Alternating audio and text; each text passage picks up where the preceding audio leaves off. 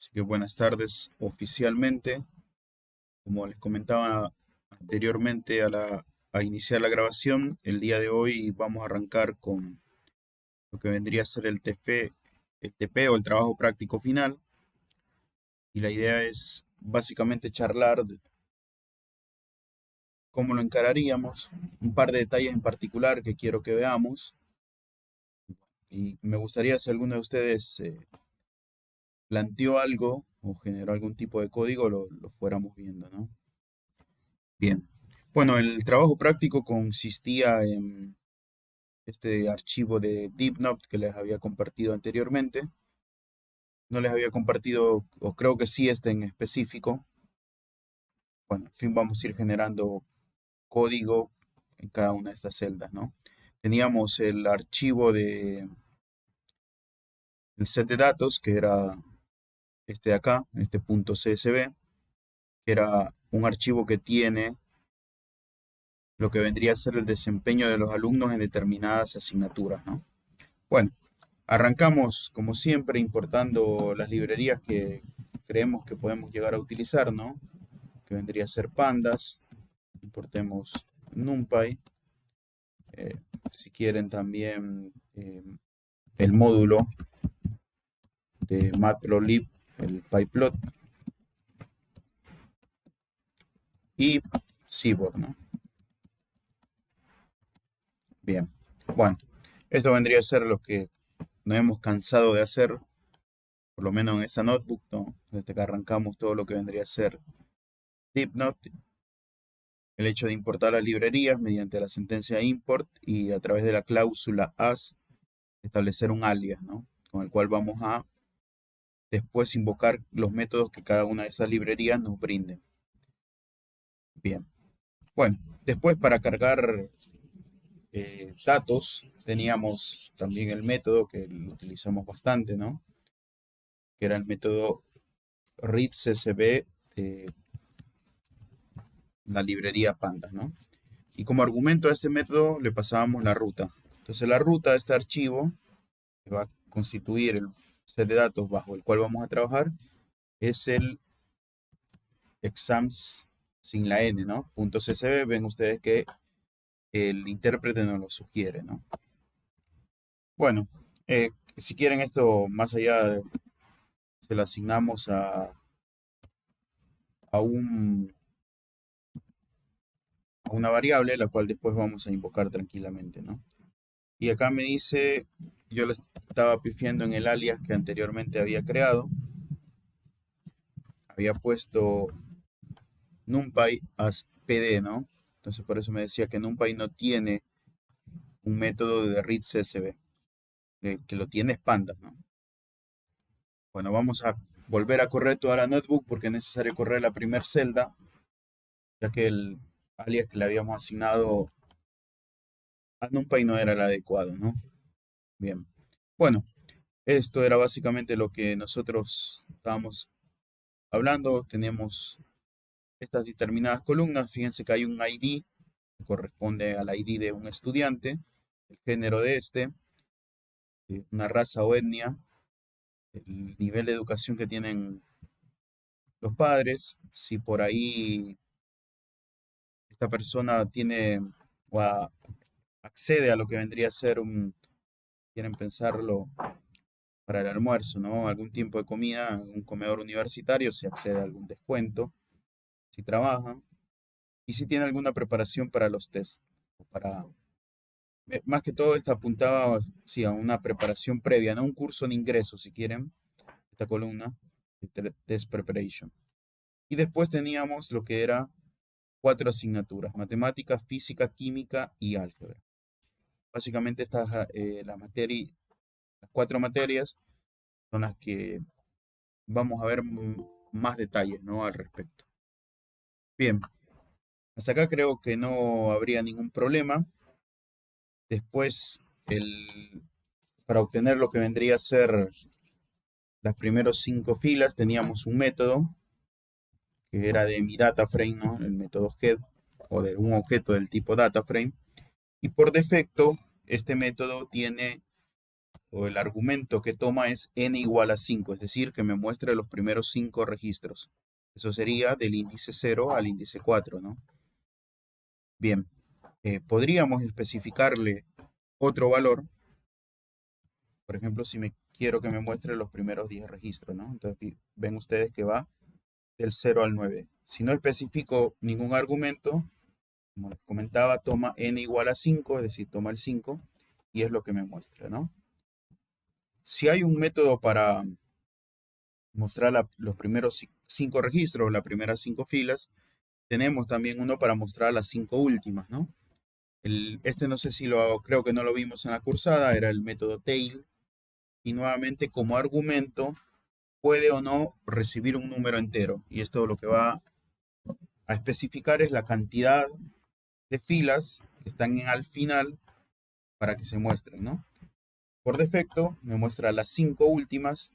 Si ustedes ven, antes de todo, podríamos haber obtenido cuántas cantidades de registros tiene mi data frame, ¿no?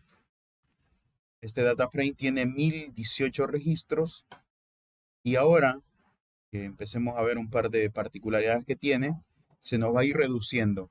Vamos a ir limpiando algunos registros que no cumplan con ciertas características. Bien, nuevamente, ¿no? Acá el método tail puede tomar un número entero, no sé, por ejemplo, 15, ¿no? Nos mostraría las 15 últimas columnas. Bien, bueno, lo dejamos por defecto y ahora pasamos a la parte que todavía esto creo que no le podríamos sacar mucho provecho por el momento, pero va a haber una parte un poco acá más jugosa para poder discutir entre todos. El resumen estadístico, ¿alguien se recuerda con qué método lo podíamos generar como para hacer esto un poco más dinámico? Igual ahora, a partir de el 4 y el 5, va a ser necesario que participen porque si no, más o menos lo que va a quedar acá es cómo se haría y después ustedes verían cómo arreglárselas, ¿no? Claro, bien. Verónica menciona que el método que nos vendría a dar un resumen estadístico de aquellas columnas numéricas vendría a ser no, sí, no, está bien, el método describe, ¿no? Entonces fíjense que este método nos devuelve solamente, ¿no? Si quieren colocamos acá, si pongamos que nos devuelve estadísticos de las columnas numéricas, ¿no? Y estas columnas numéricas son las últimas 4 que nosotros que tenemos que corresponden a la nota de las 4 materias que tenemos en consideración, ¿no? Matemática, física, química y álgebra. Fíjense ustedes que me devuelve la cantidad, en este caso, de registros, lo que vendría a ser, fíjense que acá ya empezamos a notar algo, ¿no? Nosotros estábamos hablando de 1018 registros. Acá este count me da 1011, ¿no? Entonces, bueno, ¿qué está pasando? Eso nos podría empezar a preguntar eh, qué pasa, ¿no? Eso lo vamos a ir también viendo. Nos devuelve la media aritmética, la desviación estándar, el mínimo, y si quieren, esto de acá lo podríamos pensar como cuartiles, ¿no? Primer cuartil, segundo cuartil y el cuartil 3. Y el máximo.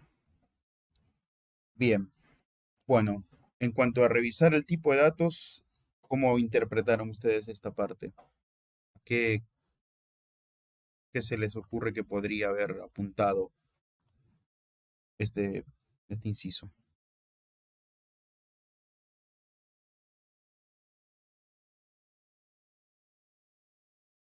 O si no lo pensaron, ¿qué creen ustedes que podríamos hacer, ¿no?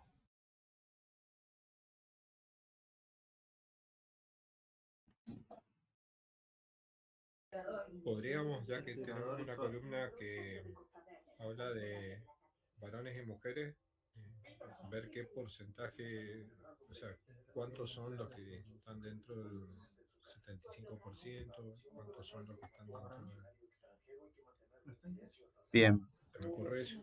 bueno, también teníamos, Sí, es eh, necesario, ¿no? Si es que... claro, sí, eso justamente se puede hacer, o más adelante, mejor dicho, apuntaba un poco a eso, a ver según cada campo, cada columna, ver qué porcentaje de registros teníamos asociados, ¿no?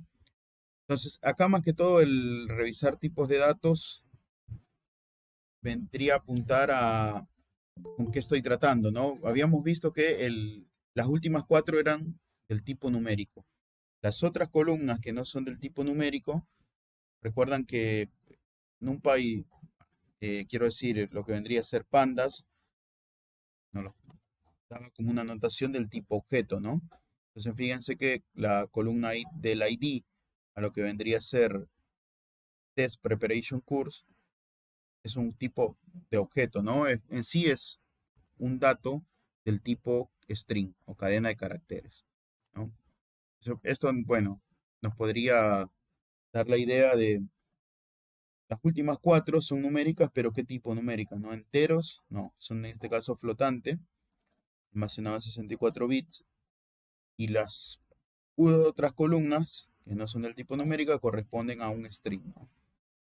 Bien, bueno, eliminar los duplicados, ¿no? Fíjense que pueden haber registros los cuales estén duplicados, ¿no? Bien, ¿cómo verificamos esto? ¿Bastaría únicamente con verificar, por ejemplo, la columna del ID para considerar un registro duplicado? Pues más, ¿no? Hay un método también. Este método nos devuelve lo que vendría a ser la cantidad o los registros que están duplicados en su primera ocurrencia. Bueno, ese método es el duplicated, y el método por sí solo, lo aplicamos así, nos devuelve una máscara booleana. Fíjense que nos devuelve false para todos aquellos registros que no se encuentran duplicados, y después, a partir del registro 1000 que le corresponde el índice 1013, sería el 1014, nos devuelve true, ¿no? Esa sería la primera ocurrencia de un registro duplicado, es decir, anteriormente a este índice 1013 había un registro que tenía la misma información que este de acá. Lo que quiero que veamos de acá es que para considerar verdadero este método, compara columna a columna, registro a registro. Y por ahí podríamos tener dos registros en el cual cuatro de sus cinco columnas fuesen iguales, pero el hecho que una columna sea distinta, el valor de una columna sea distinto, nos devuelve falso. Este método compara ir registro a registro, columna a columna, y si todas las columnas son iguales de dos registros, nos devuelve verdadero, ¿no? Porque esto podría decir, bueno, la forma de poder verificar si hay un registro, bueno, duplicado, me voy por el ID, ¿no? No tendría que haber un ID duplicado porque lo considero único. Bueno, recuerden acá que hay ID duplicados y directamente pueden ser que alguno de sus campos correspondan a otros, ¿no? Ya sea en su totalidad o parcialmente. Si lo corresponden en su totalidad, se considera un registro duplicado, o mejor dicho, este método lo considera duplicado y nos los devuelve, ¿no? Bueno, ¿esto cómo nos los devuelve? Habíamos visto que nos da una máscara booleana. Entonces, si nosotros filtramos, haciendo uso del operador de indexación, el operador de corchete, y nosotros le pasamos esta máscara booleana, ¿no? Básicamente nos devolvería todos los registros que están duplicados, ¿no? Es decir, todos los valores true que me devuelve la máscara booleana. Fíjense que estaríamos hablando de 18 registros, ¿no? Y acá nos estaría devolviendo los índices a los cuales corresponde. Bien, bueno, ¿cómo podríamos ver que esto sea así? Fíjense que podríamos tranquilamente tomar algunos de estos ID. Tomemos, por ejemplo, el tercero. y vamos a filtrar según ese ID, ¿no? Entonces, según ese ID, bueno, esto lo podríamos hacer, vamos a ver si hay, hay unas columnas que tienen un espacio medio, ¿no? Entonces, df.id, bueno, hagámoslo tal como lo veníamos haciendo, después si quieren probamos de otra forma, y vendría a ser df.id, o acá podríamos haber hecho la anotación del punto, ¿no? Que sea igual al valor este de acá, el tercero. El tercero que me devolvió, habiendo aplicado la máscara booleana que me devuelve el método duplicated, ¿no? Entonces, si esto lo ejecutamos, acá, bien, si está bien los corchetes, me estaría devolviendo dos registros. Fíjense que el registro que le corresponde el índice 80 y el que le corresponde el 106 tienen exactamente columna a columna la misma información, ¿no? Entonces, bien, vemos que efectivamente, ¿no? Si esto lo hacemos para cada uno de los registros que me devolvió el método duplicated, vamos a dar cuenta que efectivamente se repiten, ¿no? Están duplicados cada uno de estos. Eso como para corroborar que está funcionando el método, ¿no? Bien, bueno, hasta acá no hemos realizado lo que nos pide el inciso, ¿no? Lo que nos pide la consigna, que es eliminar los duplicados.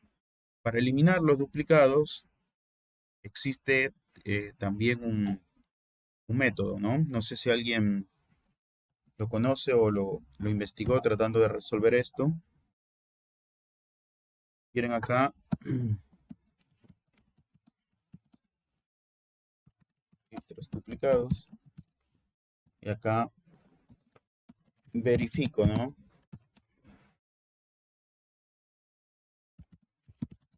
Que lo devuelto por punto duplicated corresponde a un registro duplicado. Bien. ¿Alguien investigó sobre para eliminar registros duplicados? Es drop, duplicate, sería. Perfecto.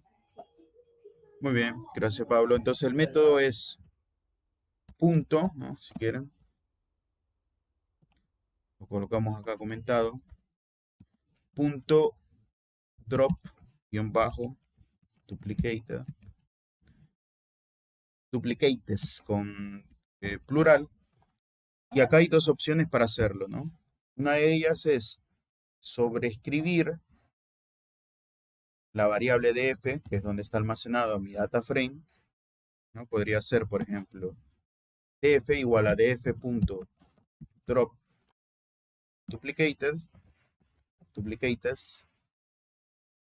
O la otra opción que yo tengo es utilizar el argumento inPlace. Creo que en alguno de los métodos habíamos visto que hay un argumento que varios métodos lo comparten, o más allá de compartirlo, varios métodos lo tienen, ¿no? Tienen la definición de ese argumento. Después, por ahí, la lógica es la misma. El hecho de especificarle mediante inPlace igual a true que me realice esta eliminación de los duplicados en el data frame, ¿no? Si yo esto no lo especifico, es decir, me limito únicamente a invocar este método, lo que yo recibo es una vista, ¿no? Es una vista en la cual están estos registros eliminados, pero yo no estoy modificando mi data frame original. Fíjense acá, eliminó 18 registros, ¿no? Que eran los duplicados. Bueno, podríamos obtener los duplicados. Eso era antes de procederlos a borrar. Fíjense que podríamos hacer print, ¿no? Cantidad de registros duplicados. Y podríamos aplicar una función de agregación al método duplicated. Entonces, df.duplicated dijimos que nos devuelve una máscara booleana, ¿no? dependiendo si se cumple que sean duplicados o no, nos devuelve true o false. Y si nosotros aplicamos la función de agregación de suma, nos devolvería la cantidad de registros duplicados. Entonces acá nos tendría que devolver 18, ¿no? 18 son los registros duplicados. Bueno, habíamos dicho que si invocábamos el método drop duplicators, nos devuelve una vista en la cual se han eliminado estos registros. Pero si nosotros, por ejemplo, volvemos a ejecutar esto de acá, después de haber ejecutado la línea 7, vamos a seguir teniendo la misma cantidad, ¿no?, de elementos duplicados. Entonces, fíjense, si yo hago inPlace igual a true o sobrescribo la variable que tiene almacenado mi data frame, voy a obtener el mismo resultado. Y ahora, si nosotros ejecutamos de nuevo cantidad de registros duplicados, tendríamos que obtener 0, ¿no? Entonces, fíjense, esto sería cantidad de registros duplicados, si quieren, antes de eliminar, ¿no? Y aquí vendría a ser después de eliminar. Bien. Bueno. Y acá lo eliminamos, ¿no? Efectivamente, comprobamos y ahora invocamos, por ejemplo, volvemos a examinar lo que vendría a ser con length de f.index, me devuelve 1000 registros, ¿no? Bueno, esto como para corroborar que efectivamente el data frame original ha sido modificado, ¿no? Fíjense que vamos reduciendo registros, ¿no? Habíamos arrancado con 1018, empezamos a ver que habían registros duplicados, los sacamos y nos viene quedando 1000 registros, ¿no? Bien, eliminar columnas irrelevantes. Esto era bastante subjetivo, ¿no? Porque irrelevante respecto a qué, ¿no? Es decir, respecto a lo que voy a considerar o a lo que voy a resolver después, creo que a eso apuntaba. Entonces, esto era más que todo para ver que existe un método para eliminar una columna. Creo que me parece que lo habíamos visto, ¿no? Bueno, el método es .drop y como argumentos, este método toma la columna,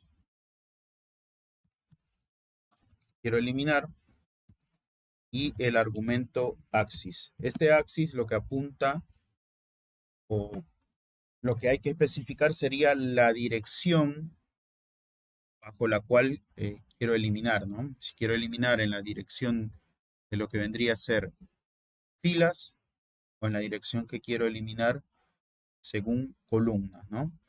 Entonces, si especifico axis igual a 1, estaría diciendo elimíname, perdón, acá está, ahí va.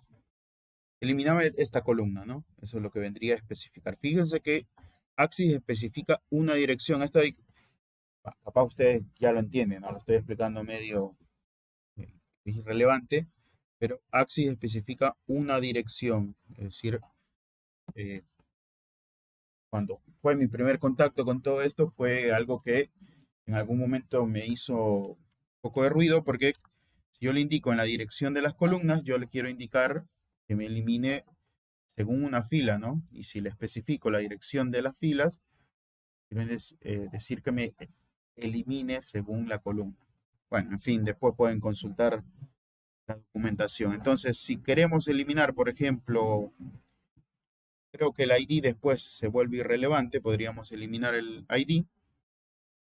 Entonces tendríamos que hacer df.drop, habíamos dicho la columna, ID, ¿no? Acá le especificaría que sería en la dirección, ¿no?, que me elimine toda la columna, en la dirección de todos los registros, y tengo inPlace igual a true para que me modifique el método, ¿no? Si no, la otra era reescribir, sobreescribir el data frame original, ir asignarle, ¿no?, df igual a df.drop, y bueno, todos los argumentos que definimos acá abajo. Recuerden que con inPlace igual a true lo que le indicamos es que lo ejecute en el data frame, ¿no? Original. Es decir, esto no me estaría volviendo una vista, sino que estaría ejecutando la acción de eliminar la columna ID. Bien, bueno.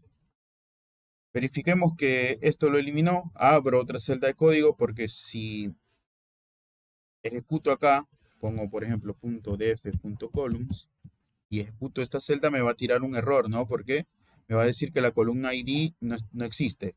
Y tal cual porque ya habré realizado esa acción, ¿no? La acción de eliminarlo, de eliminar esa columna. Fíjense que el ID, que era la primera columna, no está más. Arrancaríamos ahora en género.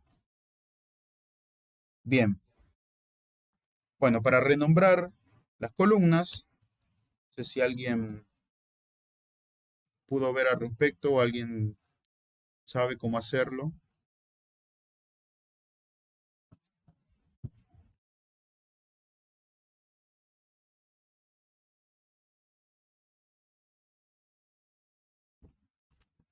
Si no, bueno, dejamos para que después busquen en lo que vendría a ser la documentación, ¿no? Si ustedes ponen directamente en Google rename o renombrar columnas, tranquilamente pueden hacer. Bueno, el método para realizar eso es el método rename. Y si van directamente a... Bien, Pablo, bueno, ahí nos había pasado lo que vendría a ser el método, es este método, .rename. Y estos son los argumentos que toma, ¿no?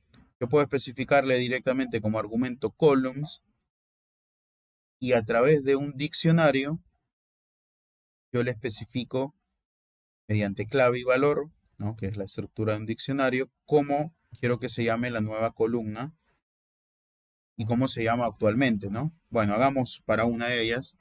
Entonces, df rename,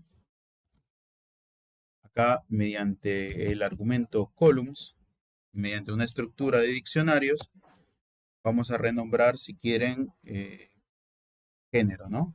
Actualmente se llama gender, entonces pongámosle en castellano, género, ¿no?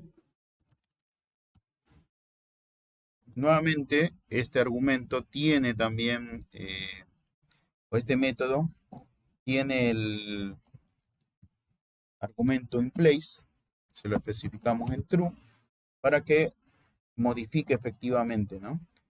Fíjense que acá podríamos nuevamente, antes de ejecutar la celda, ver qué pasa con las columnas. Entonces vemos que efectivamente la primera columna cambió de gender a género. Entonces acá si nosotros queremos cambiar otra nueva columna, bueno, asignamos un nuevo elemento a nuestro diccionario, ¿no? Nuevamente, el valor de la key es cómo actualmente se llama mi columna y el valor del value, valga la redundancia, es como quiero que se llame, ¿no? Bien. Similarmente, rename lo puedo utilizar, fíjense que lo puedo utilizar con index, ¿no? Fíjense que acá el index que tenía por defecto,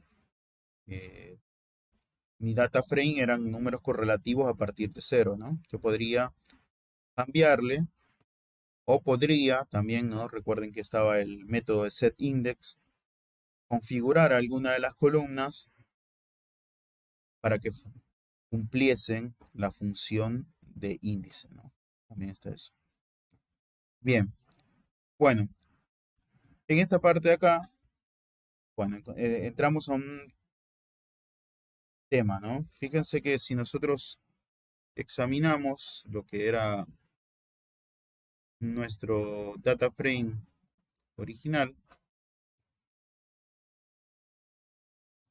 es decir, o mejor dicho, el punto CSV, ¿no? Antes de meternos con pandas. Este vendría a ser nuestro data frame original. Lógicamente de esto me estoy dando cuenta después de haber trabajado, ¿no? Capaz acá son, no sé, 100.000 filas y no nos vamos a poner a buscar fila a fila, ¿no? Ni siquiera visualmente porque es un embole. Pero ustedes se van a dar cuenta que hay algunos registros en los cuales no hay datos de las notas. Fíjense este de acá. Directamente no hay datos, ¿no? Hay Está únicamente el separador de columnas. Bueno, ¿cómo interpreta o cómo me vendría a mostrar esto NumPy, ¿no? Entonces fíjense que recuerdan que había un objeto especial, era el objeto non, con la N mayúscula, el cual especificaba la ausencia de valor, ¿no? En sí era un objeto que el tiempo de vida era en la ejecución del programa, es decir, trabajando en Notebook vendría a ser desde que nos conectamos al servidor hasta que finaliza la sesión con el servidor, ¿no?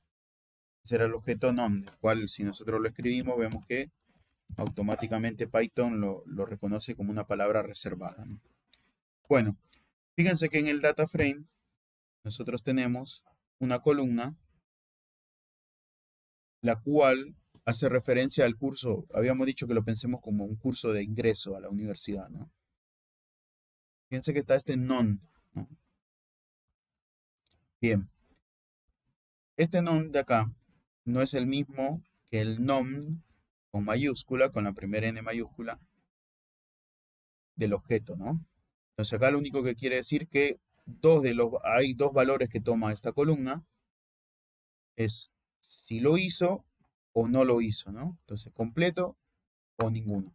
Eso es lo que quiero que vean, porque ahora, para eliminar los valores nulos o la ausencia de valores, hay un método.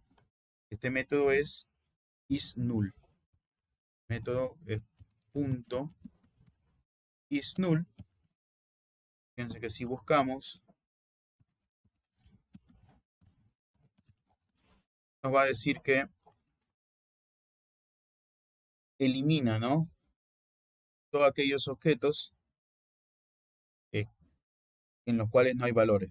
Fíjense que acá nos dice que eliminan los objetos del tipo NaN si las columnas o el array es numérico, nom si estamos hablando de objetos, ¿no? Por ejemplo, en el dado caso de una string.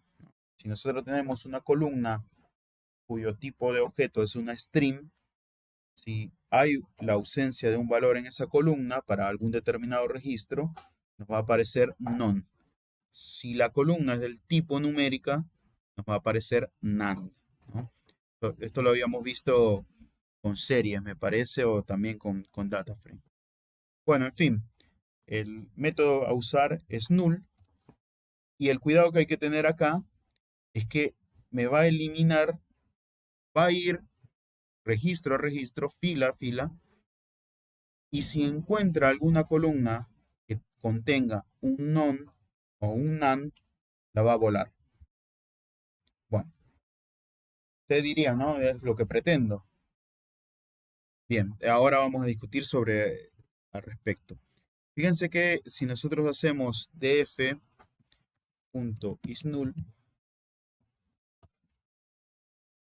bueno, me devuelve lo que vendría a ser una máscara booleana. Entonces, si tengo una máscara booleana, puedo filtrar, ¿no? Entonces, corto esto de acá, puedo hacer df, ¿no? Y le paso acá como argumento df isNull. Bien, y aquí, si no me equivoco, había, por ejemplo, podríamos pensarlo, esto nuevamente, ¿no? Bajo la suposición que agarremos una columna en general, ¿no? Podríamos agarrar, si quieren, la columna de la nota de matemáticas. Y acá lo único que tendría que eliminar esta parte de acá. Bien. Y me estaría devolviendo toda la información de los registros en los cuales al menos alguna de sus columnas es nula. Bien. Acá porque yo lo había examinado anteriormente, ¿no? Fíjense que las columnas nulas para todos estos registros son las 4 últimas columnas. Estaríamos hablando de 7 registros en los cuales no hay información de las notas de matemática, física, química o álgebra. Probemos si lo hacemos con otra columna, ¿no? Si quieren, raise.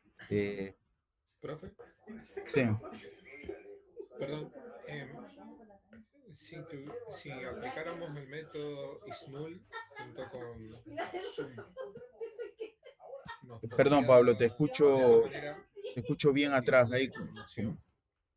Hay como un ruido Sí, de sí, fondo. perdón. Ahora, Ahora bien, ahí está, perfecto. sí, Me le decías, decía que si ponemos DF ISNUL con el método Zoom o con la función Zoom, creo que bien, mostraría el nombre de las columnas y cuál es, o qué cantidad de de re- elementos nulos hay bien, en cada columna. perfecto, Y bien, después, bueno, podríamos filtrar, como ustedes, ir correcto. eliminando columna por columna o filtrar. DF vendría a ser is null. Bueno, acá me estaría faltando los paréntesis, ¿no? Del método. Muy bien, perfecto. Justamente, ¿no? Antes de filtrar, si quieren, nos podríamos fijar, ¿no? Aplicamos, tal como dijo Pablo, la función de agregación de suma y nos muestra columna a columna cuántos registros nulos hay, ¿no? Fíjense que nuevamente acá podríamos darnos cuenta que estos registros corresponden a aquellos que no tienen información en las notas, ¿no? Fíjense que hay 7. Después, en cuanto a las otras columnas, no pasa nada, ¿no? Es decir, está todo bien. Tendría que haber un non en alguna de estas columnas y ahí nos marcaría, por ejemplo, un 1. Bien, bueno, ¿por qué? Si quieren dejamos esto de acá. Vendría a ser, si quieren, me devuelve la cantidad de registros nulos según la columna. Bien, y ahora veamos que filtrando, ¿no? Todavía fíjense que no hemos eliminado nada. Estamos únicamente explorando. Bien, ¿qué pasaría ahora si procedo a eliminar? Digo, bueno, volvemos todo esto, ¿no? Habíamos dicho que era suficiente con que al menos alguna de las columnas tuviese un nom o un nam para que lo elimine, ¿no? Para que el método que ahora vamos a ver, el drop NA, lo elimine. Bien, ¿qué pasaría si más adelante vamos a necesitar calcular un promedio, ¿no? Supongamos que el primer registro únicamente tiene ausencia de información, no tiene la nota de matemáticas, ¿no? Supónganse que acá hay un NaN, pero sí tiene una nota de física, una nota de química y una nota de álgebra. Nosotros al aplicar el drop NA para eliminar los registros nulos, el primer registro se va a ir, ¿no? Independientemente, después si quieren hagan la prueba, independientemente, o mejor dicho, a pesar que una de sus columnas sea la única nula y las otras no, se va a ir. Entonces, a la hora de calcular un promedio, ¿no? Estamos bajo ese supuesto. Acá no pasa eso porque las 4 columnas son nulas para todos los registros. Entonces, lo eliminamos y listo, se terminó el cuento. Pero, ¿qué pasaría si al menos uno de estos registros, únicamente una columna fuera donde no hubiese información, ¿no? ¿Consideran ustedes adecuado eliminarla? ¿O qué pensarían al respecto?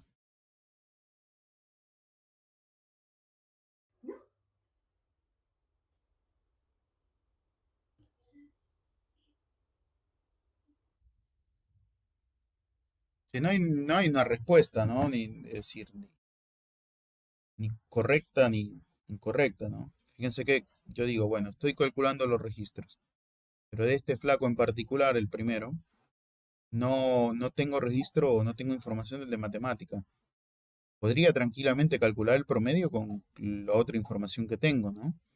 Únicamente que al haber esta ausencia de valor y no considerarla, al ser un valor atípico, le podría tirar el promedio abajo, ¿no? Eso podría ser algo a considerar.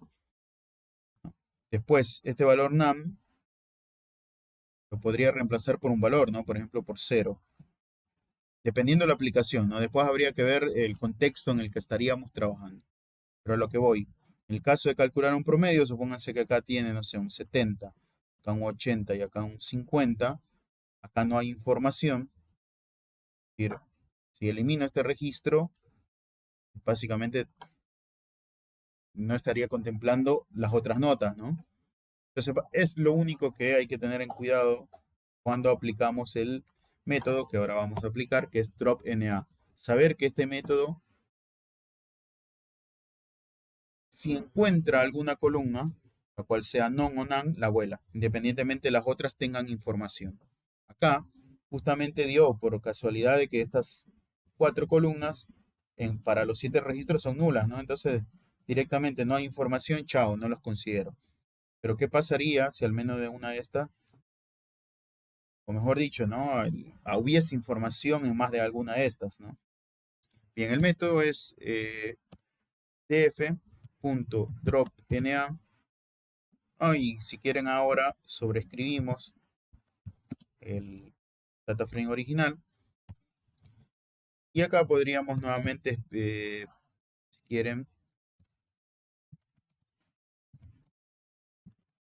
cantidad de registros después de eliminar los nulos, ¿no? Y con este data frame último es con el que vamos a quedarnos, ¿no? Que vendría a ser el data frame limpio, si quieren, por pensarlo de esta forma, ¿no? Fíjense que nos quedamos con 993 columnas de las 1018 que teníamos. Es decir, hemos estado eliminando 25 registros, ¿no? Acá, hasta el momento, limpieza hay para hacer limpieza directamente de las columnas del tipo string, ¿no? Por ejemplo, este data frame no lo tenía. Si los nombres tienen algún espacio en blanco antes o después del nombre, hay métodos para realizar esa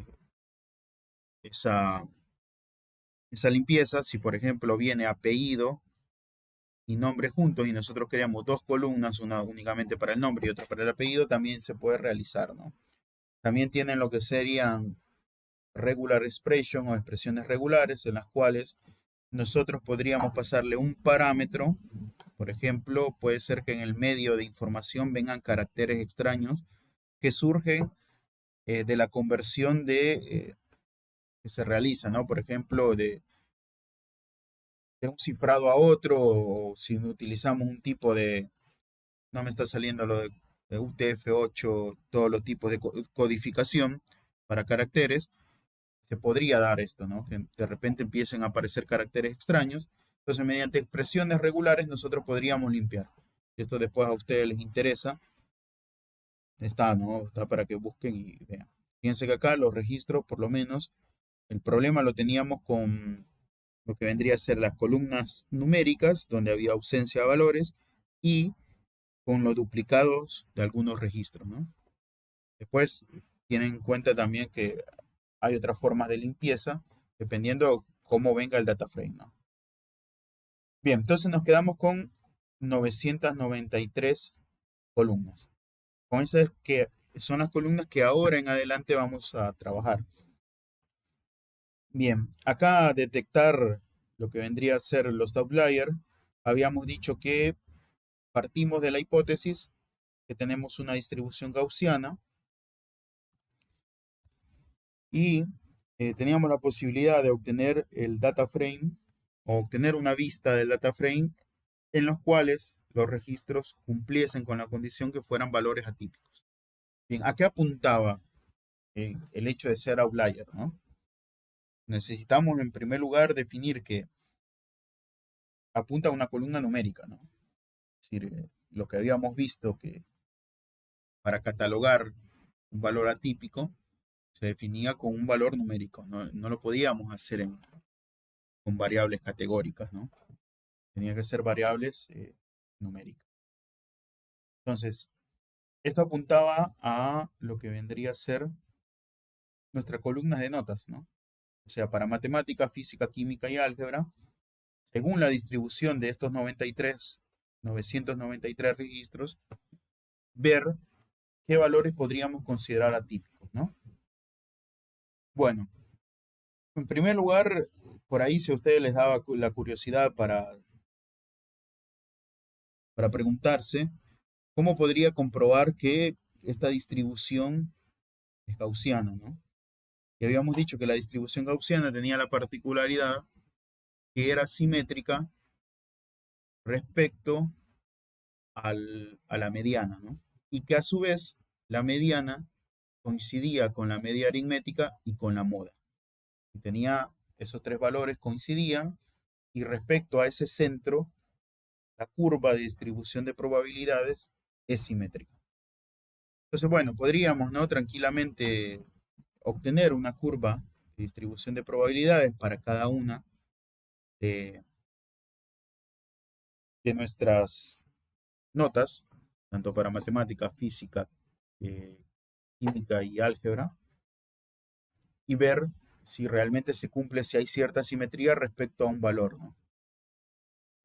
Para los outliers, ¿no?, suponiendo esa parte se la dejo a ustedes para si quieren verificar lo de distribución gaussiana, podemos hacer uso de un gráfico de violín. Recuerden que el gráfico de violín nos daba, ¿no?, era una caja de bigotes o un diagrama de cajas o un diagrama de bigotes contenido en una distribución, ¿no? Entonces, bueno, lo podemos hacer si quieren, cn.violin plot, y acá le podríamos pasar, por ejemplo, el caso de matemáticas, ¿no? Entonces, fíjense que el puntito este blanco de acá habíamos dicho que era la mediana, ¿no? Entonces, más o menos así a ojo, ustedes podrían decir que hay cierta simetría, ¿no? Ahí, acá, estos valores de acá, está pasando algo acá abajo, ¿no? Pero por el momento se podría decir que se podría, ¿no? La hipótesis de considerar esta distribución gaussiana no es tan mala.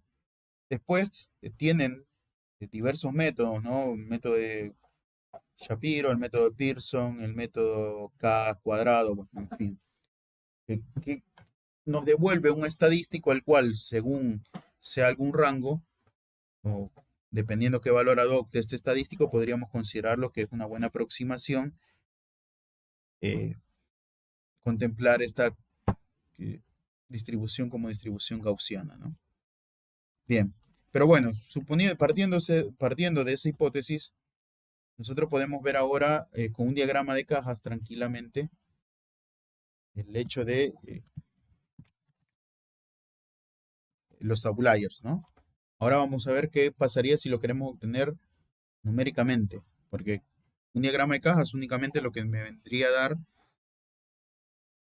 sería aproximadamente cuántos valores atípicos hay, ¿no?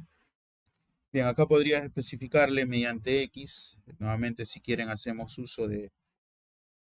Vamos a trabajar únicamente con la nota de matemática. Entonces, fíjense que nosotros obtendríamos nuestro diagrama de cajas que está compuesto por cuartil 1, cuartil 2, cuartil 3 y la extensión de los bigotes, ¿no?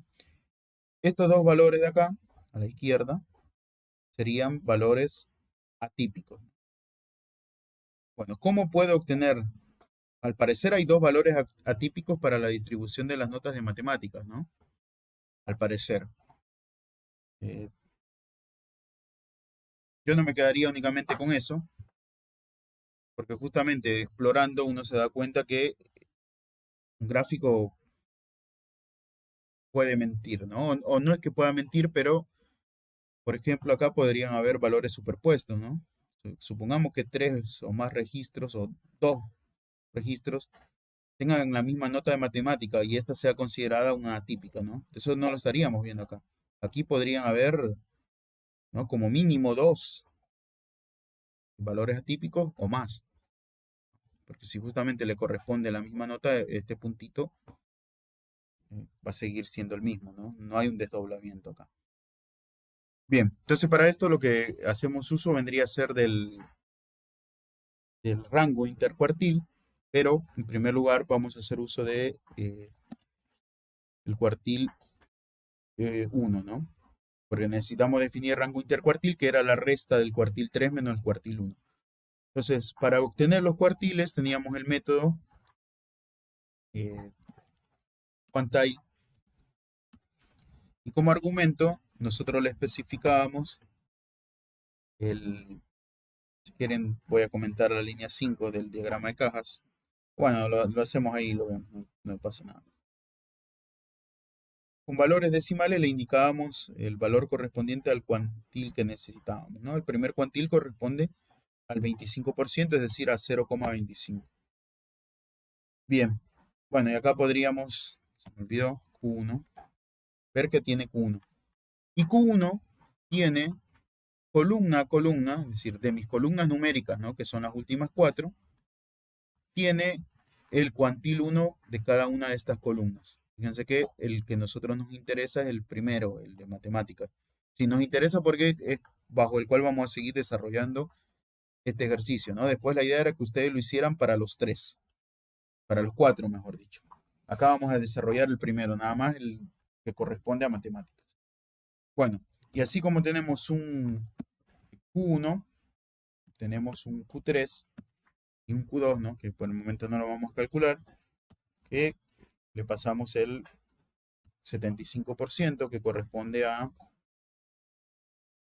el cuartil 3. Entonces acá, Q3, si lo vemos, tiene la misma forma que Q1, en lo cual nos da un arreglo de 4 elementos, en lo cual el primero de ellos corresponde a matemáticas. Bien, y ahora calculemos el rango intercuartil. El rango intercuartil habíamos dicho que era la diferencia del cuartil 1 menos el cuartil 3 menos el cuartil 1. Nuevamente, este rango intercuartil nos da un arreglo, ¿no? Al hacer esta operación, esta diferencia, nos resta elemento a elemento el cuartil 3 menos el cuartil 1, ¿no? Entonces estaríamos obteniendo el rango intercuartil para cada una de nuestras variables, matemática, física, química y álgebra.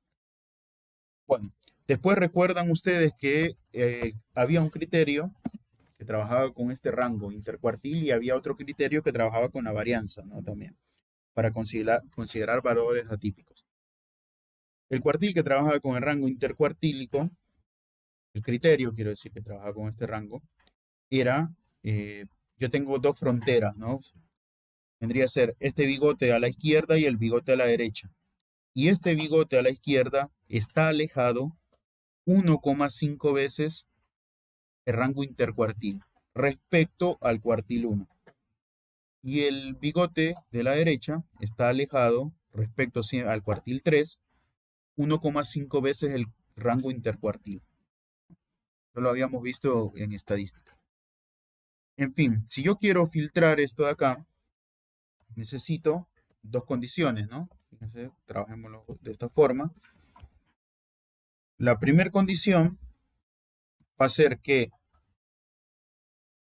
vamos a trabajar con matemáticas, nos habíamos dicho. Todos aquellos valores, todas aquellas notas de matemática que estén por arriba, ¿no?, de cuartil 3 más 1,5 veces el rango intercuartil, se va a considerar atípico, ¿no? Por eso le coloco acá mayor que. Y habíamos visto que Q3 y IQR son arreglos, ¿no? Entonces, si vamos a trabajar con el de matemática, vamos a trabajar con el arreglo en la primera posición, con el elemento en la primera posición del arreglo, quiero decir. Vendría a ser 0, ¿no? Que Q3, 0, el primer elemento de Q3 corresponde a matemáticas, al igual que el primer elemento de rango intercuartil. La otra condición con la que vamos a trabajar es, aquí estaríamos considerando, ¿no? Con esta condición, considero todos los valores que están por arriba del bigote derecho, ¿no? Yendo al diagrama de acá. Fíjense que mi bigote termina acá. Todos aquellos valores que estén por arriba de esta frontera. Fíjense que esto lo podríamos ver, ¿no? Si quieren, no sé si va a quedar un poco más claro. Entonces, cuartil 3. Vamos a tomar Q3, el 0, porque habíamos dicho que necesitamos el de matemática. Y anteriormente vamos a obtener cuartil 1.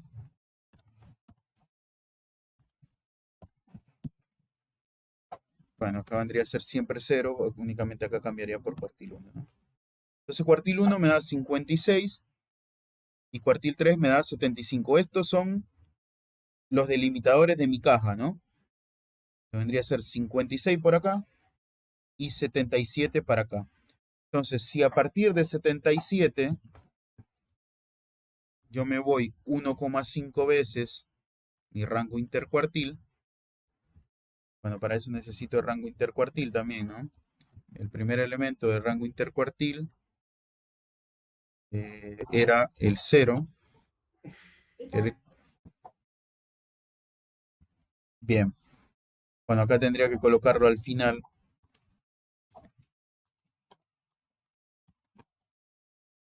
Mi rango intercuartil es 21, ¿no? Para el caso de matemáticas. Entonces, si yo a los 77 que me da, le sumo 1,5 veces 21, el límite sería 108,5, ¿no? Es decir, este bigote de acá a la derecha terminaría en 108,5. Cualquier valor arriba de 108,5 nos estaría dando un valor atípico, ¿no? Eso es más que todo para que nos situemos. Bueno, y la segunda condición que voy a considerar son todos aquellos valores que estén a la izquierda del bigote este, ¿no? Del bigote que está a la izquierda. Es decir, que estén por abajo de veintitanto debe andar este bigote. Este bigote debe terminar en veintitanto. Eso lo pueden obtener si a 56, ¿no? Le restan el 1,5 de 22, de 21. 21 por 1,5 es 31,5. Si le restan 56 da 24,5, ¿no? Positivo. Este valor de acá es 24,5. Entonces, toda aquella nota que sea menor a 24,5 es considerada atípica. Y toda aquella nota que es arriba de 108, creo que había dado, es considerada atípica también. Bueno, entonces esa condición, ¿cómo la expresamos? Me robo esto de acá si quieren. Acá vendría a ser menor a el cuartil 1 sumado 1,5 veces el rango intercuartil, ¿no? Que fue la cuentita que hicimos en la calculadora. Bueno, estas dos condiciones me servirían para delimitar esto. Bueno, lo necesitamos unir con un operador lógico, ¿no? El operador lógico a utilizar es O. Si yo quiero los outliers, porque puede ser que los valores sean que se cumpla, que estén por abajo de este bigote, o que estén por arriba de este bigote, ¿no? Entonces, lo que vamos a utilizar es un O. Bueno, ese O lo utilizamos mediante el pipe, ¿no? Que era la barra vertical, alt 124. Y le vamos a pasar estas dos condiciones. Un momento. Perdón, profe. Sí. En este caso en particular, analizar los valores de las notas matemáticas, creo que mayores a 100 no deberían haber, ¿no es cierto? Sí, capaz me equivoqué en la cuenta, ¿no? Porque la nota No, mayor. no es por eso, sino porque entiendo yo que 100 es la nota más alta. Bien. Entiendo yo que sé cómo analizar los valores fuera de esos rangos, lo que te explico, pero digo, pensando específicamente en esa nota, creo yo que lo más alto es 100. Bien, perfecto. Bueno, lo verificamos ahora, ¿no? Porque si ahora nos estaríamos preguntando, quiero que me muestre los registros en los cuales la nota de matemáticas sea un valor atípico, ¿no? Bueno, acá déjenme revisar la condición, que me parece que me estaría dando 911, ¿no? Esto lo habíamos hecho con un OR. Bien, y si estamos usando un OR, es suficiente con alguna de estas que sea falsa, es verdadero, ¿no? Verdadero puede ser únicamente si se cumplen ambas en simultáneo. ¿Qué pasaría si cambio el orden de esto, ¿no? En el orden de la evaluación. Bien, vamos acá.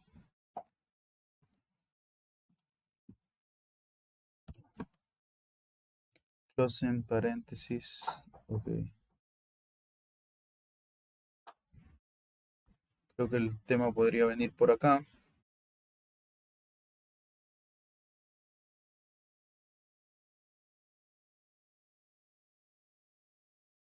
F mat score en... Estaría bien, ¿no? Porque yo estaría estas dos condiciones de acá, las estaría evaluando mediante un OR, que es este de acá. No, acá vendría a ser... Estoy copiando la misma condición dos veces. Creo que ahí era donde la había pifiado anteriormente.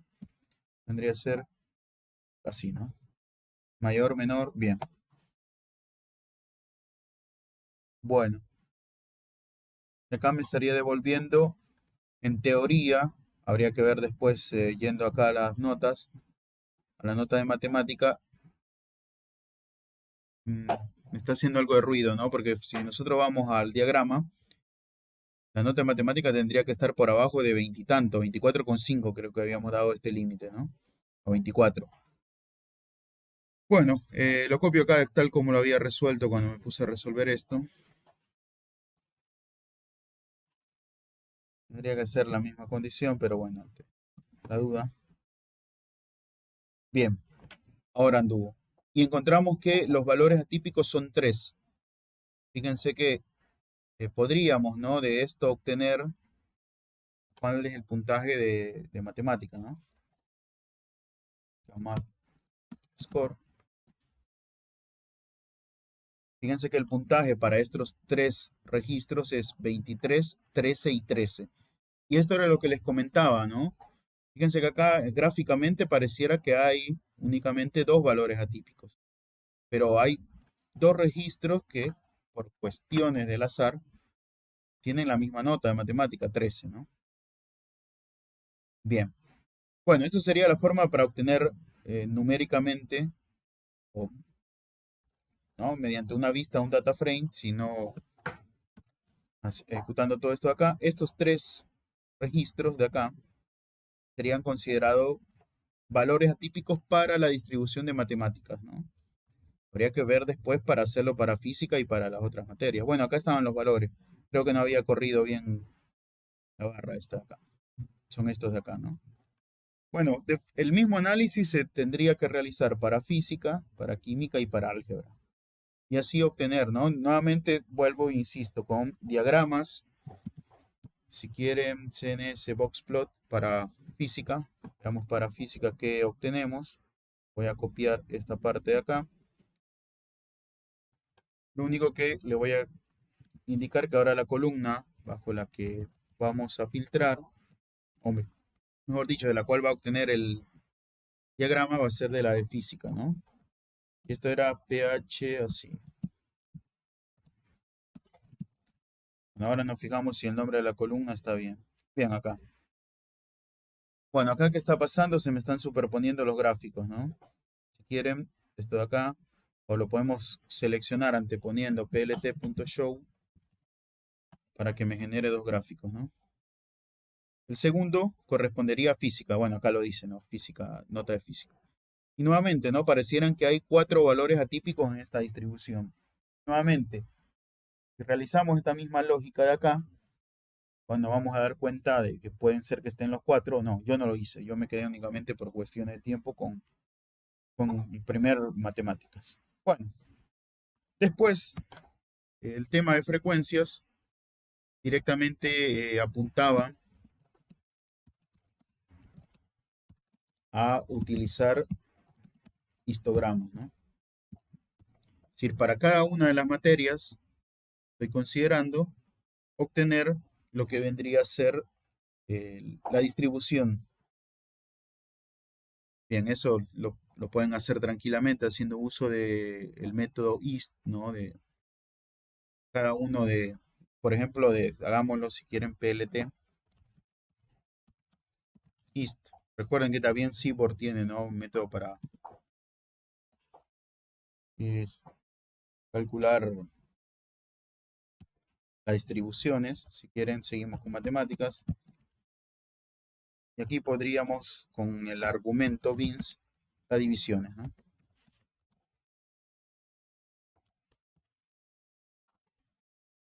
Entonces esta vendría a ser la distribución de histograma, ¿no? Sí. ¿Cuánto se repite cada nota, ¿no? Estaría dividiendo en 50 divisiones mi intervalo de notas, ¿no? Para el caso de matemáticas.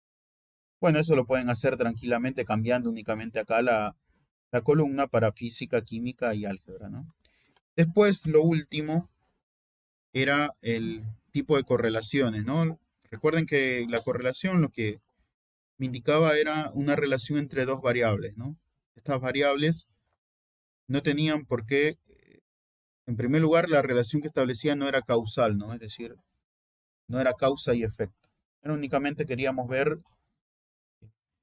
cómo podía incidir el comportamiento de una variable en la otra, ¿no? O sea, si una crecía o otra no. Bueno, esto lo vimos en estadística. Acá lo que apunta es directamente a definir un mapa de calor o un mapa de calor utilizando los coeficientes de correlación de todas las variables contra sí misma y contra las otras, ¿no? Entonces tendríamos una matriz de 4×4.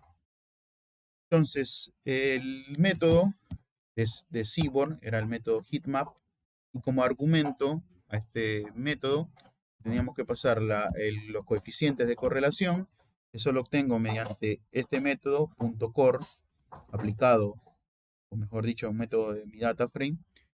Y aquí, mediante annotation igual a true, le indico que me muestre los porcentajes, ¿no? Si quieren, comentamos acá el histograma y nos estaría devolviendo, fíjense que cada una de las variables correlacionadas consigo misma y con las otras, ¿no? Entonces, lógicamente, la diagonal corresponde a la variable consigo mismo, a ella le corresponde un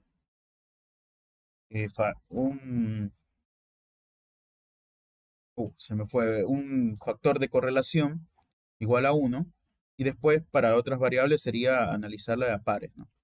Nos podríamos preguntar, ¿no? ¿Habría alguna correlación a algún alumno que le fue bien en matemáticas?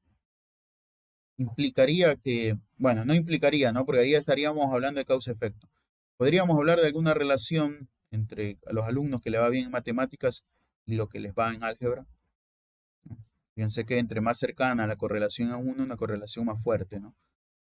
Bueno, y después la pregunta, esto se lo dejo a ustedes, únicamente acá como ayuda, si quieren, hay que encontrar el promedio, ¿no? Es necesario obtener el promedio registro a registro, mejor dicho, el promedio de las asignaturas o de las notas de las asignaturas para cada registro, ¿no? Entonces, acá si quieren investigar el método .min. Este método, ustedes se van a dar cuenta que se lo podemos aplicar al data frame, o mejor dicho, un método que tienen los objetos data frame, y podemos especificarle las columnas bajo las cuales quiero que me genere el promedio. Si no se la especifico, va a tomar las columnas numéricas por defecto, ¿no? Pero puede ser que alguna de las columnas numéricas que haya en mi data frame no la necesite para el promedio, ¿no? Supongamos que hubiese alguna columna edad. Si yo obtengo el promedio, me tomaría esa edad junto con las notas. Entonces, nuevamente estaríamos mandándonos una porque el promedio, yo quiero el promedio de las notas, ¿no? No me interesa la edad. Entonces, yo podría, como argumento al método MIM, especificarle las columnas de interés y la dirección que va a seguir. Esto ustedes lo pueden investigar. Bueno, gente, damos por concluido el curso. Ahora lo que me gustaría es opiniones, ¿no? qué les pareció. Calculo que esto se los voy a, ya lo tienen compartido, se los voy a poner también en la planilla de la cursada. Y junto con el video de NumPy que nos viene quedando, se los debo a ambas comisiones, así que lo tengo que hacer a más tardar para el sábado. Y después voy a ver si hay unos extras de Git y manejo de errores, como para que ustedes tengan manejo de errores siempre con Python, ¿no? Bueno, calculo que quienes llegaron hasta acá, si no tienen que ser todos los que están presentes, ¿no? Porque por alguno no vino, por alguna razón. Calculo que se quedaron porque algún rédito le podían sacar al curso, ¿no? Y entiéndase como rédito el certificado, eh, poner a prueba los conocimientos que ustedes habían adquirido anteriormente de Python, o la gente que venía sin saber nada de Python, obtener los conocimientos básicos, ¿no? Así que, bueno, de corazón espero que el curso les haya resultado útil.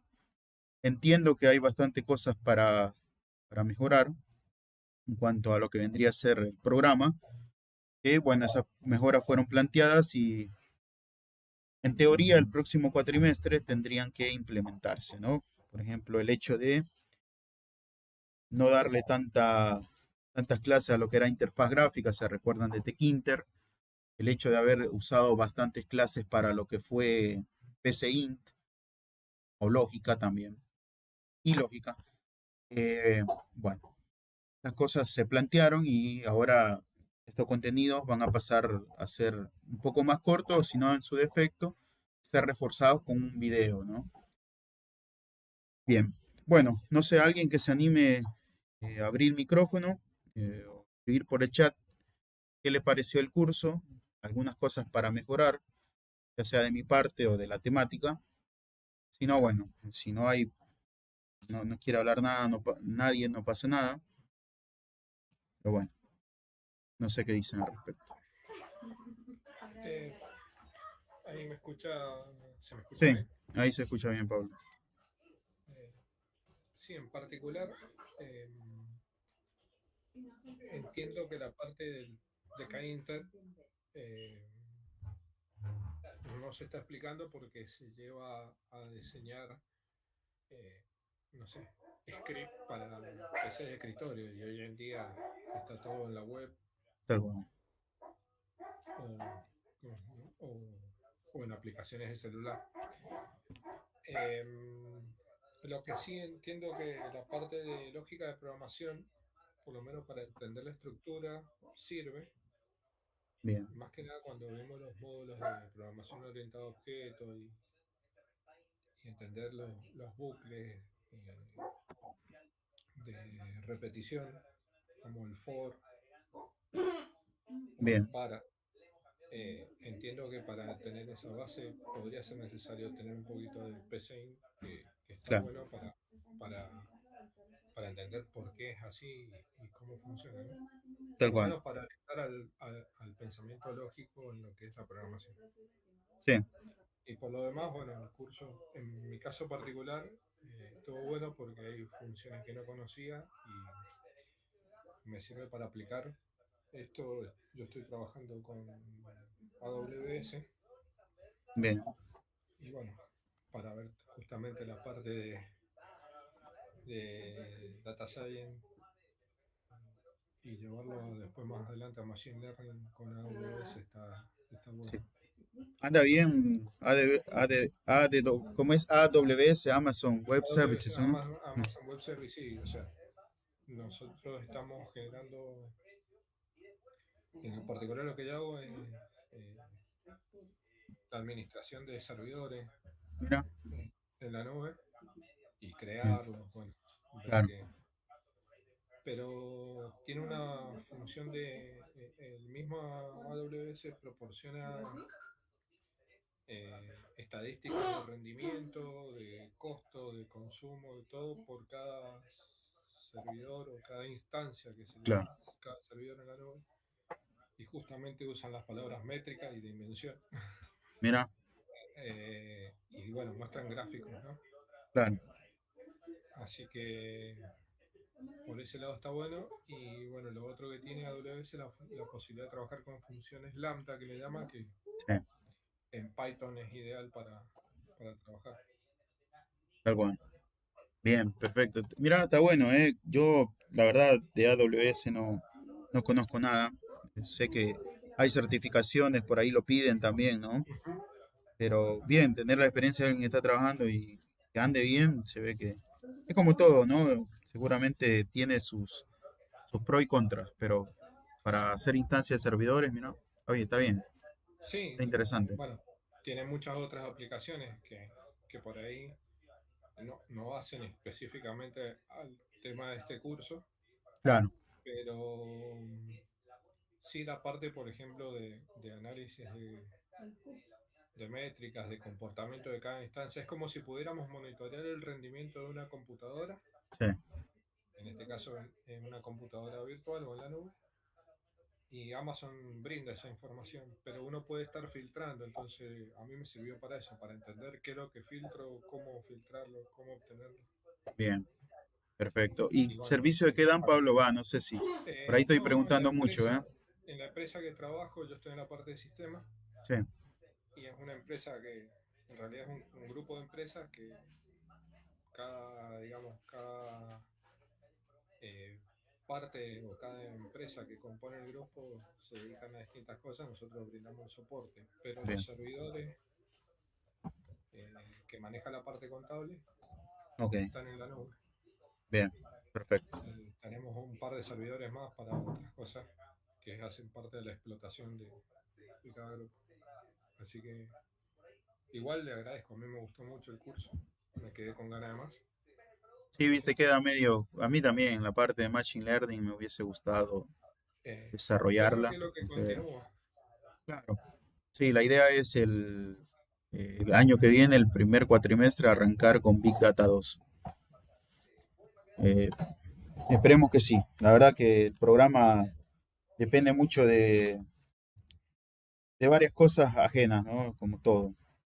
Bastante del gobierno en curso, así que esperemos que no, esperemos que siga. Es decir, o por lo menos que habilite Big Data 2, ¿no? Después, el otro curso no creo que haya mucho problema porque hace años que viene. Bien, bueno, gracias, Pablo. Jimena, bueno, Jimena comenta ahí que me alegra que te haya servido el curso, ¿no? Bien, y no, perfecto. Jimena es el caso de, había también dos chicas más en la otra comisión, por lo menos quien se animó a hablar, ¿no?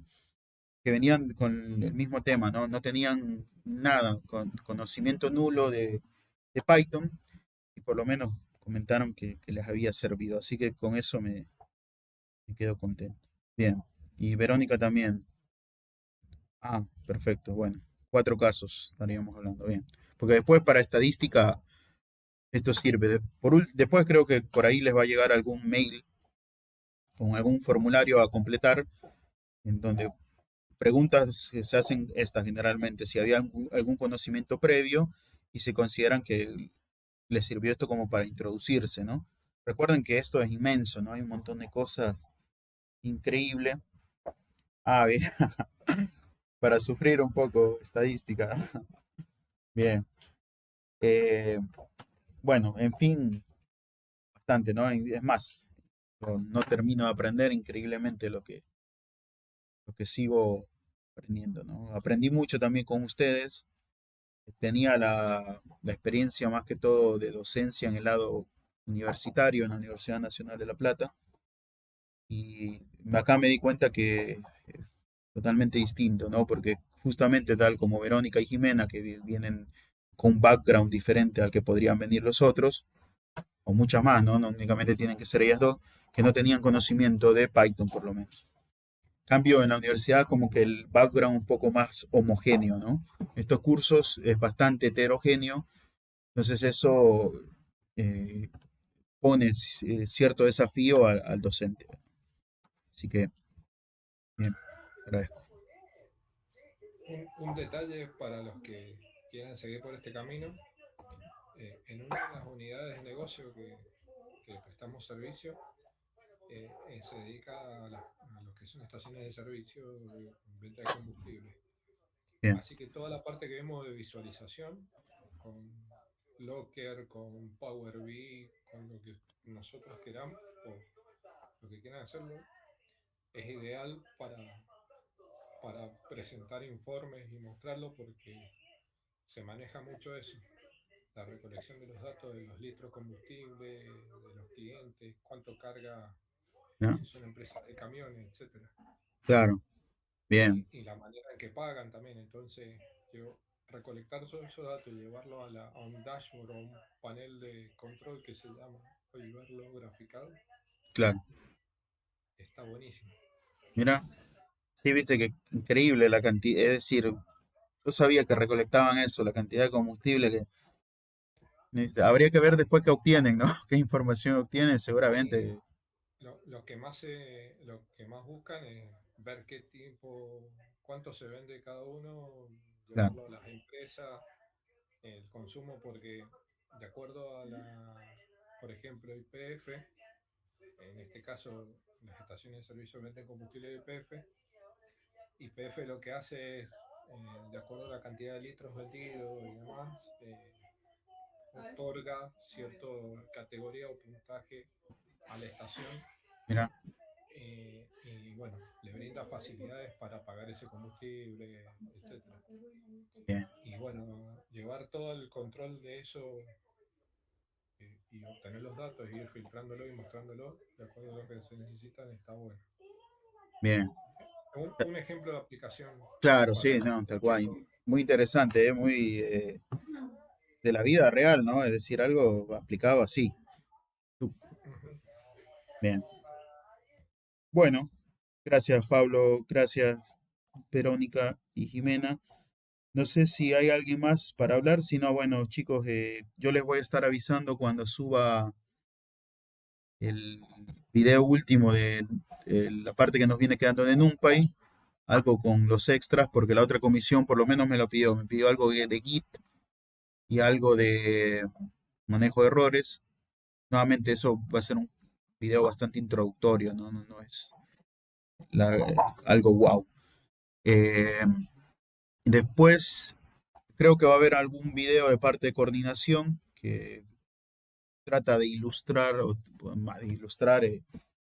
es el coordinador de Full Stack Python, siempre de codo a codo, quien se tomó el tiempo de hacer un video como para aquellas personas que no vienen del palo IT y se quieren sumergir en todo esto, qué podrían hacer, ¿no? Un caso particular es el mío también, que yo no vengo del rango IT, que si yo soy ingeniero aeronáutico, y bueno, nada que ver con IT, ¿no? Yo sabía programar, aprendí a programar en el secundario, bueno, pero no vengo de la rama IT y diversas circunstancias de la vida me llevaron a esto, ¿no?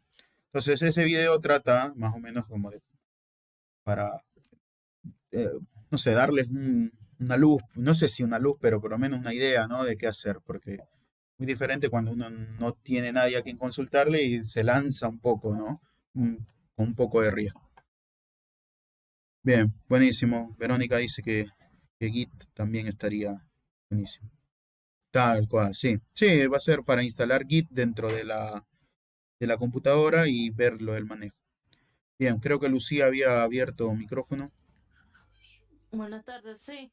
Em, Quería decirle que muchas gracias por haber dado el curso, bastante completo, más de lo que me esperaba. Hice Buenísimo. un curso de SQL antes, pero daba más que nada cosas muy básicas y este me pareció más completo, abarcaba mucho más temas, no como Bien, Python, Looker Studio. Y quería felicitarlos por dar esta oportunidad porque muchos de estos cursos son costosos claro, sí, y, y hay organizaciones que dan en forma gratuita pero dan una pequeña introducción y no se llega a ver un poquito más a fondo. Sé que esto, o sea, por decirlo a nivel tecnología es muy básico claro, porque las ramas tecnológicas cada vez están cambiando y volviéndose más complejas, pero muchas gracias a todo el equipo y a usted por darnos este curso. No, no, Eso quería decir. no, gracias a ustedes también. Igual, esto no depende todo de mí, ¿no? Viene también de la agencia de aprendizaje a lo largo de la vida, que tiene dentro de todos sus programas, tiene codo a codo, ¿no? Y dentro de codo a codo, bueno, hay todo un equipo y también se ofrecen otros cursos. Creo que eso de un momento lo habíamos charlado. Se pueden seguir anotando tranquilamente a dichos cursos. Tienen de Full Stack Python, si quieren seguir por el lado de Python, y tienen un framework que es Django o Django, ¿no?